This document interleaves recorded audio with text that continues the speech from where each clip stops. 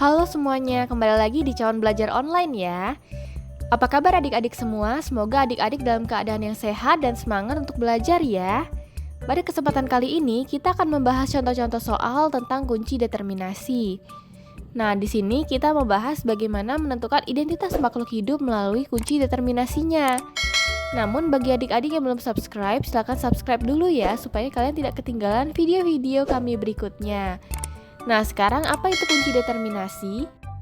Kunci determinasi merupakan urutan sifat sebagai kata kunci untuk mengelompokkan makhluk hidup berdasarkan ciri-cirinya. Langkah-langkah menggunakannya adalah sebagai berikut. Yang pertama, bacalah sifat makhluk hidup pada nomor 1A. Jika pernyataan sesuai dengan nomor 1A, pindah ke nomor yang ditunjuk pada akhir kalimat nomor 1A. Misal nomor 2 dan seterusnya hingga diperoleh nama makhluk hidup. Tapi jika pernyataan tidak sesuai dengan nomor 1A, langsung ke nomor 1B. Jika sifat sesuai dengan pernyataan nomor 1B, maka langsung ke kalimat sesuai dengan nomor yang ditunjuk oleh nomor pada akhir kalimat nomor 1B. Misal nomor 3 dan seterusnya. Nah, bagaimana? Sudah dimengerti ya adik-adik? Langsung kita bahas soal yang pertama. Tentukan nama tumbuhan berikut dengan kunci determinasi yang tersedia sesuai dengan ciri-cirinya. Dimulai dari yang pertama. Nah, kita lihat di nomor 1A, B, C. Apakah tulang daun yang ada pada gambar merupakan tulang daun menyirip, sejajar, atau melengkung? Nah, jawabannya adalah melengkung ya. Di sini yaitu 1C. Maka kita lihat apa yang ditunjuk oleh di akhir kalimat 1C. Nah, yang ditunjuk adalah nomor 4. Maka kita beralih ke nomor 4. Di sini tertulis daun majemuk, yaitu tumbuhan gadung. Maka daun yang ditunjuk pada nomor 1 adalah daun gadung. Nah, selanjutnya untuk daun yang kedua, kita lihat di nomor 1 ABC apakah tulang daun yang ada pada gambar merupakan tulang daun menyirip, sejajar, atau melengkung. Jawabannya adalah menyirip, yaitu 1A. Maka kita lihat apa yang ditunjuk di akhir kalimat 1A. Yang ditunjuk di akhir pernyataan 1A adalah nomor 2 ya. Maka kita beralih ke pernyataan nomor 2A dan 2B. Lalu, apakah daun pada gambar menunjukkan daun majemuk atau daun tunggal? Nah, di sini daun yang ada pada gambar merupakan daun majemuk ya, sehingga kita memilih 2A. 2A menunjuk pernyataan belimbing, maka daun yang ada pada gambar adalah daun belimbing. Berikutnya kita lihat gambar daun nomor 3. Nah, kita lihat di nomor 1 ABC apakah tulang daun yang ada pada gambar merupakan tulang daun menyirip, sejajar, atau melengkung? Jawabannya adalah menyirip ya, yaitu 1A. Nah, sekali lagi kita lihat apa yang ditunjuk di akhir kalimat 1A. Yang ditunjuk di akhir kalimat 1A adalah nomor 2. Maka kita lihat pernyataan yang tertulis di nomor 2A dan 2B. Apakah daun pada gambar menunjukkan daun majemuk atau tunggal? Nah, di sini daun yang ada pada gambar merupakan daun tunggal ya, sehingga kita memilih 2B. 2B menunjuk pada tulisan mangga, maka daun yang ada pada gambar adalah daun mangga. Selanjutnya untuk daun yang keempat. Nah, kita lihat di pernyataan nomor 1A, B, dan C, apakah tulang daun yang ada pada gambar merupakan tulang daun menyirip, sejajar, atau melengkung? Nah, jawabannya adalah sejajar ya, yaitu 1B. Nah, maka kita lihat apa yang ditunjuk di akhir kalimat 1B. Yang ditunjuk di akhir kalimat 1B itu nomor 3 ya. Maka kita beralih ke nomor 3A dan 3B. Apakah daun pada gambar menunjukkan daun majemuk atau daun tunggal? Nah, di sini daun yang ada pada gambar merupakan daun tunggal ya, sehingga kita memilih 3B. Pada pernyataan 3B tertulis daun tunggal, maka daun yang ada pada gambar adalah daun padi. Nah, bagaimana? Apakah sudah mulai paham? Lanjut kita ke contoh soal nomor 2. Nah, di nomor 2 kita menentukan nama hewan berdasarkan kunci determinasi. Ada 4 gambar hewan yang ingin kita tahu namanya ya.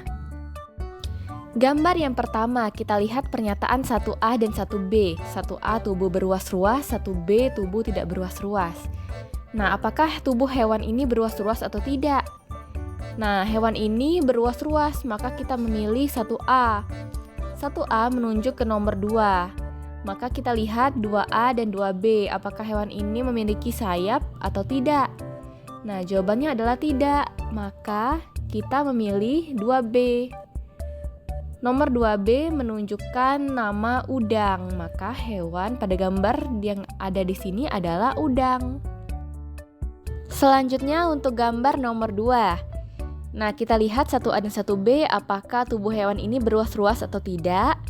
Nah, hewan ini tidak beruas-ruas, maka kita memilih pernyataan 1B. 1B menunjuk ke pernyataan nomor 3, maka kita lihat pernyataan 3A dan 3B. Apakah hewan ini memiliki kulit berduri atau tidak? Jawabannya adalah iya. Maka kita memilih 3A. Nomor 3A menunjuk pada pernyataan landak laut, maka hewan ini adalah landak laut. Selanjutnya gambar yang ketiga, kita lihat pernyataan 1A dan 1B, apakah tubuh hewan ini beruas-ruas atau tidak. Nah, hewan ini memiliki ruas-ruas, maka kita memilih pernyataan 1A. 1A menunjuk ke pernyataan nomor 2, maka kita lihat 2A dan 2B, apakah hewan ini memiliki sayap atau tidak. Nah, jawabannya adalah iya, memiliki sayap, maka kita memilih pernyataan 2A. 2A menunjukkan ke pernyataan kupu-kupu, maka hewan ini adalah kupu-kupu. Selanjutnya adalah gambar yang keempat, kita lihat pernyataan 1A dan 1B, apakah tubuh hewan ini beruas-ruas atau tidak. Nah, hewan ini tidak beruas-ruas, maka kita memilih 1B. 1B menunjukkan ke pernyataan nomor 3. Maka kita lihat pernyataan 3A dan 3B, apakah hewan ini memiliki duri atau tidak. Nah, jawabannya adalah tidak, maka kita memilih pernyataan 3B. Nomor 3B menunjukkan ke pernyataan planaria. Nah, maka hewan ini adalah planaria. Nah, sekarang ayo latihan lagi di soal terakhir ya. Di sini ada 4 gambar hewan dan kita akan menentukan nama hewan tersebut, dimulai dari yang pertama. Yang gambar pertama, lihat pernyataan 1A dan 1B. Apakah hewan ini bersayap atau tidak? Jawabannya adalah tidak ya, maka kita memilih pernyataan 1B. Pernyataan 1B menunjuk ke nomor 3, maka kita lihat pernyataan 3A dan 3B. Apakah kaki ada pada setiap ruas tubuh? Nah, kita lihat tidak. Di sini kita memilih 3B. Di akhir pernyataan 3B tertulis lobster, maka hewan ini adalah lobster. Sekarang kita lihat ke gambar yang kedua ya. Lalu lihat pernyataan 1A dan 1B. Nah, apakah hewan ini bersayap atau tidak? Jawabannya adalah iya. Maka kita memilih pernyataan 1A, bersayap. Nah, pernyataan 1A menunjuk ke arah nomor 2, maka kita lihat lagi pernyataan 2A dan 2B. Apakah hewan ini bermetamorfosis sempurna? Nah, tidak. Maka kita memilih pernyataan 2B, tidak bermetamorfosis sempurna. Di akhir pernyataan tertulis belalang, maka hewan ini adalah belalang. Sekarang kita lanjut ke gambar yang ketiga. Lihat pernyataan 1A dan 1B lagi ya, apakah hewan ini bersayap atau tidak. Nah, kita lihat hewan ini bersayap, maka kita memilih pernyataan 1A.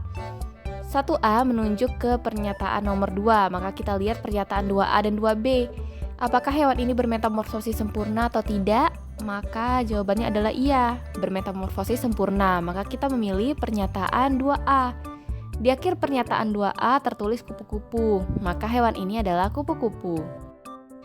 Yang terakhir gambar keempat, lihat lagi pernyataan 1A dan 1B. Apakah hewan ini bersayap atau tidak?